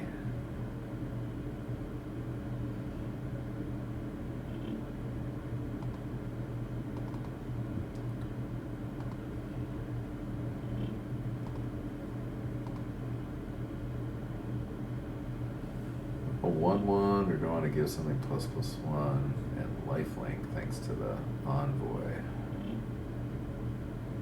I think I just want an extra 1/1. Both gains me a life. If I want to, I can chomp.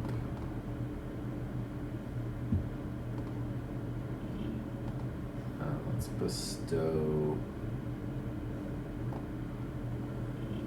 What do I want to bestow onto? Maybe just onto my big lifelinker. Like that opens me up to a pacifism, but I have the conjurer also. So they would need pacifism plus, and they obviously don't have pacifism already, or they would have done it.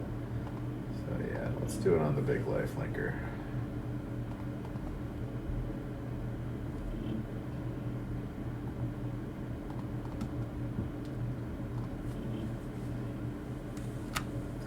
I feel like Spymaster's Vault is so great because it also disencourages them from actually like needing or wanting to make a trade.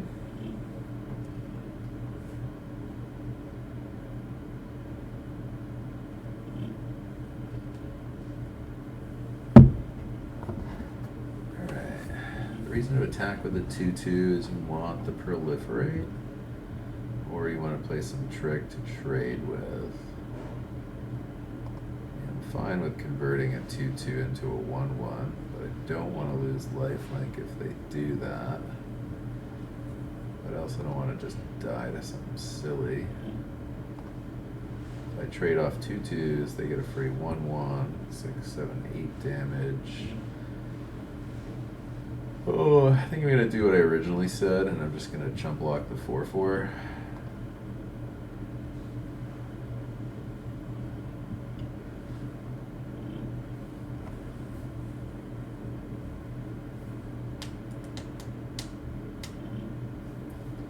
If I can draw a land, this Abomination, I think, like, changes the texture of who's ahead by a lot. Alright. Interesting that X is only equaling 1 here.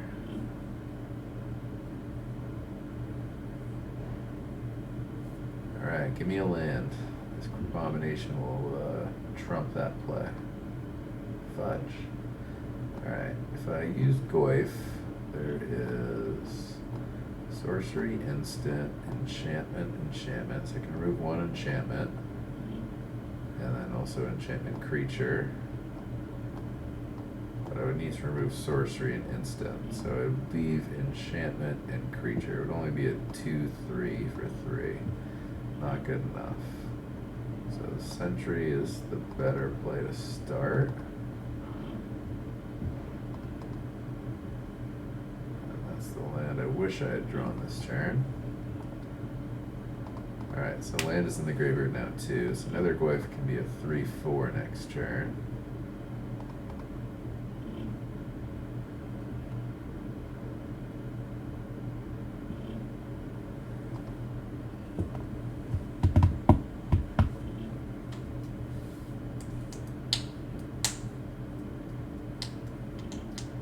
Wrath of the Skies was very, very good there.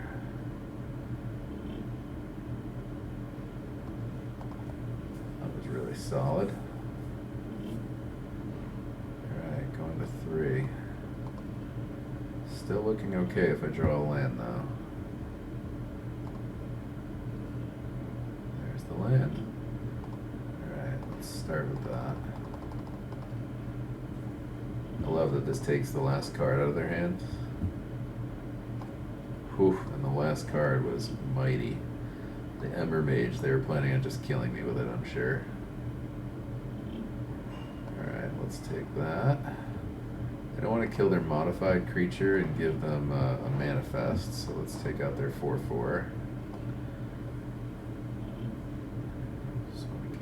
Haste, so they can't kill me even if they draw a creature, so I think I'm safe attacking. I kind of want to fill the yard more for Nethergoyf anyway. Oh, that's not what I wanted to discard though. Maybe it doesn't matter, maybe I don't need that card. We're going to find out soon anyway.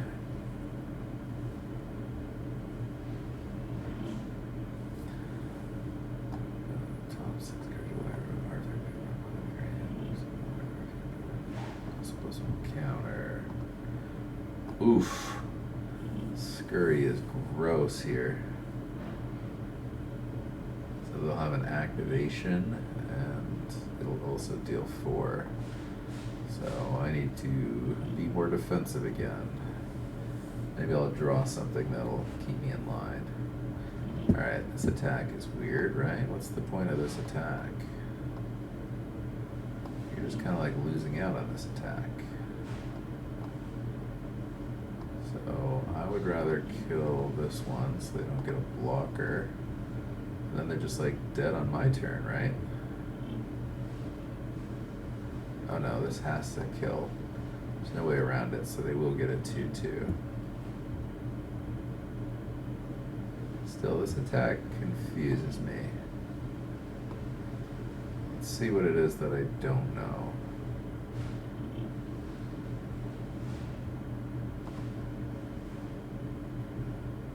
So if I attack both and I draw any non-land, the sentry kills them.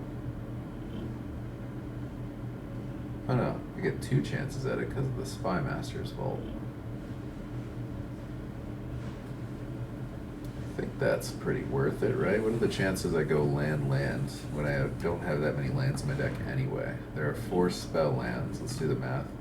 So I have 7 lands here, and I have 4 spell lands, so I played 13. So there's 6 lands in the 19 cards. So it's already a 2/3 chance I hit a non-land card, and I get to do that twice. That seems really, really good. I think that's 88% or something like that to win. Alright, we are gonna go for it.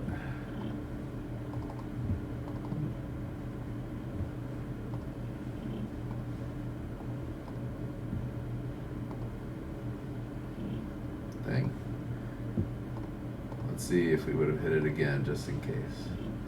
Alright, glad we hit it once then.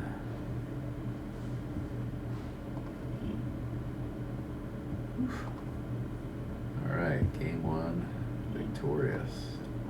Let's see if we can do that one more time. So I think we want early removal spell, 1 less of that, just because it's a sack and they're going to trade off fast. Like, corruption's even enticing, but 7 swamps. Just not enough, even though it kills a lot of early things. We do have to watch out. We both have Wrath of the Skies. It is incentivizing me to play another Sentry instead of a Servant. I don't want to be losing 3 life and then dying to a burn spell like we almost just did. Alright, let's leave it up like this. Paired Alive seems great. Steven, something tells me you're not genuinely looking out for me on this one.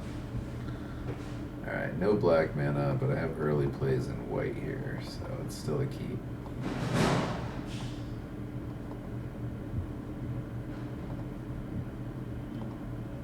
Well, that's a nice draw too.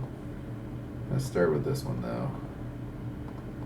It's a good opportunity that we'll play Unicorn into ambush on 3, and on 3 we can just play this tapped without taking damage. And we don't have a black play until turn 4. Also, there's the chance we just run off some swamps in a row and just want to do that instead.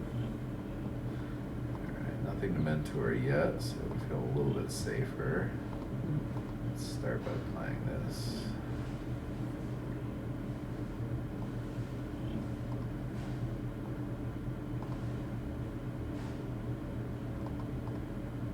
Never really got to pull off the awesome victimized play that we theorized at the beginning. I was hoping we'd get to do that.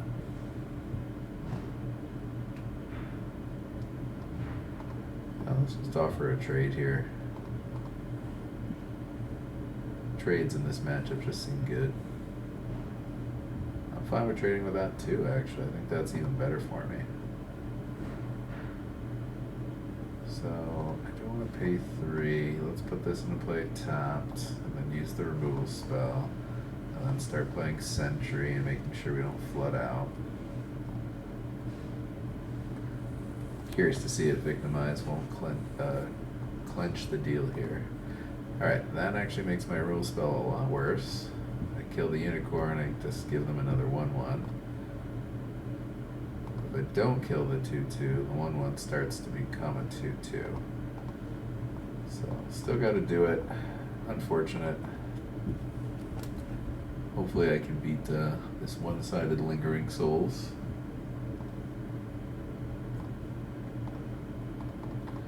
Definitely glad I put the second Sentry in. Helping a little bit with this flood issue here.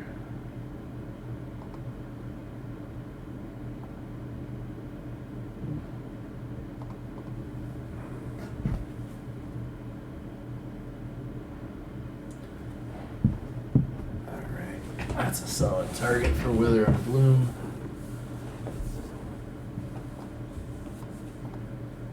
Oh, I'm surprised they played that monk there. They must have some expensive magic cards in their hand. That was also a really good draw.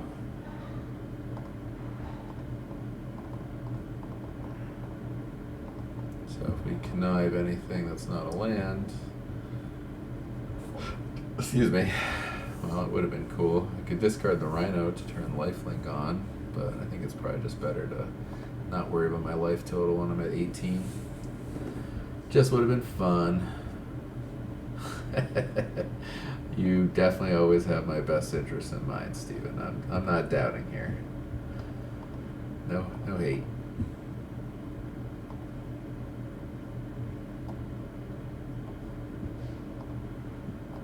Oof. Now I almost don't want to grow my creatures so that this doesn't have a target. It's kind of funny.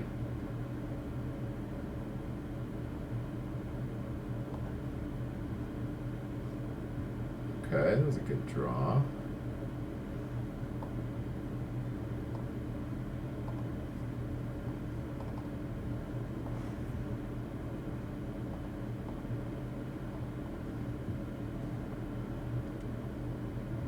Oh no. Unintentionally forced to play out my big creatures. And it's an exile effect. Alright, removal is not doing us favors. Oh, of course I skipped through my second main phase. Because I'm good like that.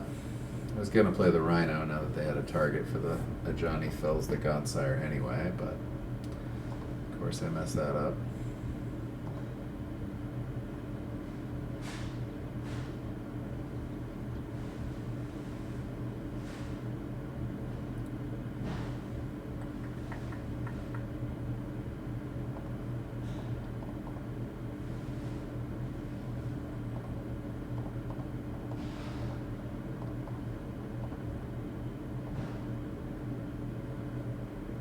Shield counter makes the most sense. Really want to keep this lifelinker around.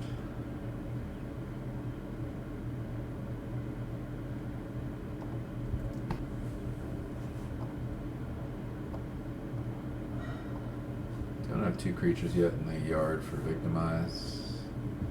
Imagine that will come up at some point though.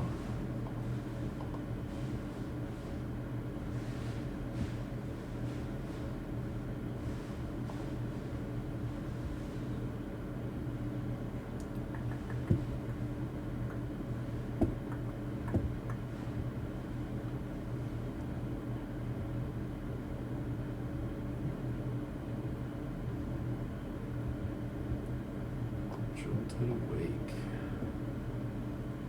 Yeah, that was okay. Not super scary, but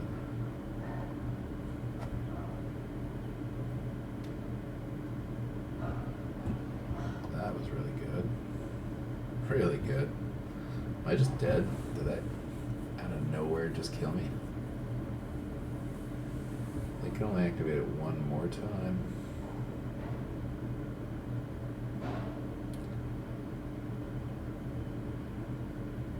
So they definitely are going to activate it again because it's too much damage not to. So I'm going to block this one just to take up more damage.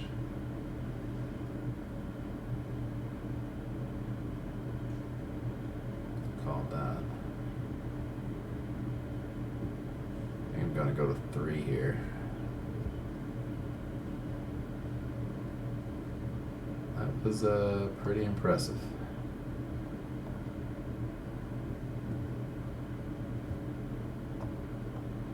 Just be dead to this flying that's going to have a double strike thing now.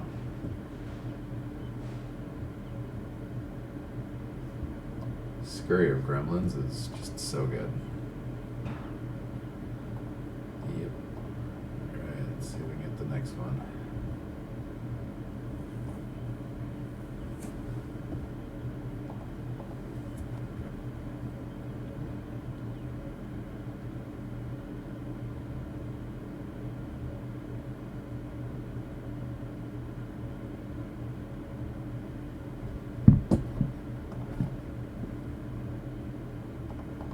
Solid opener. Let's do this.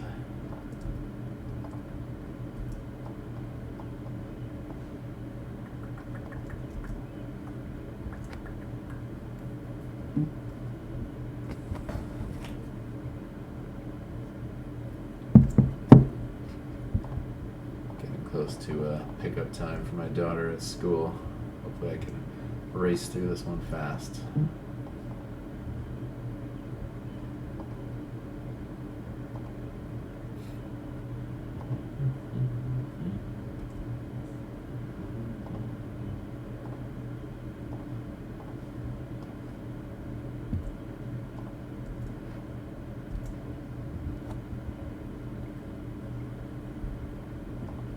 This is the kind of hand where I want to draw Victimize.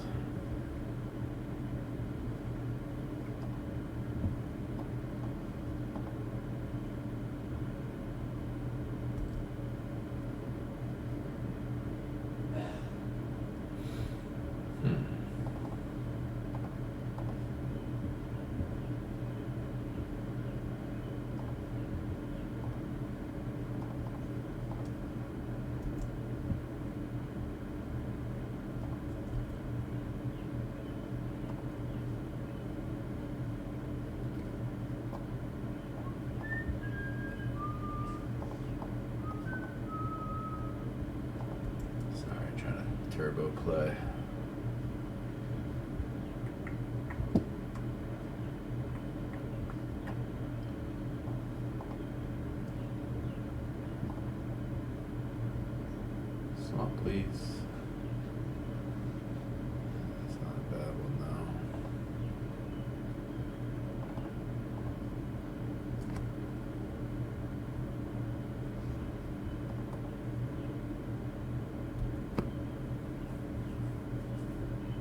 traits for Guardian. I'm not upset. Or they could use energy.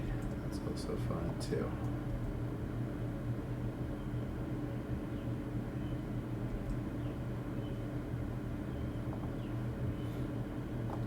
Possible I should have just played out the suppression ray. Just so flooded on white mana. Didn't seem that good.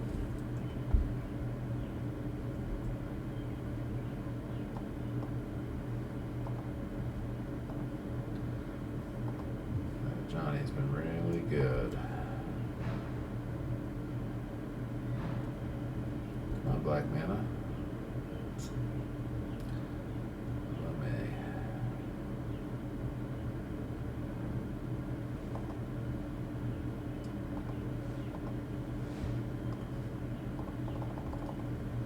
Don't like my chances here.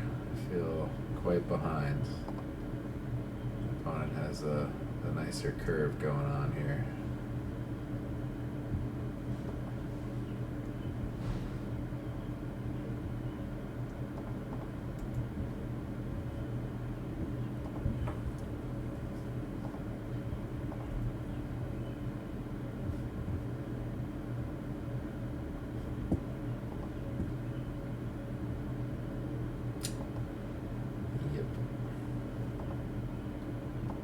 Swamp into Abomination into like a sick card out of their hand is like the only thing that keeps me in the game now. That did not do it. Alright, I'm donezoed. Thanks for watching, everybody. We got the 2-1, got some money rares, wasn't the worst thing in the world. Let's raid Kassis.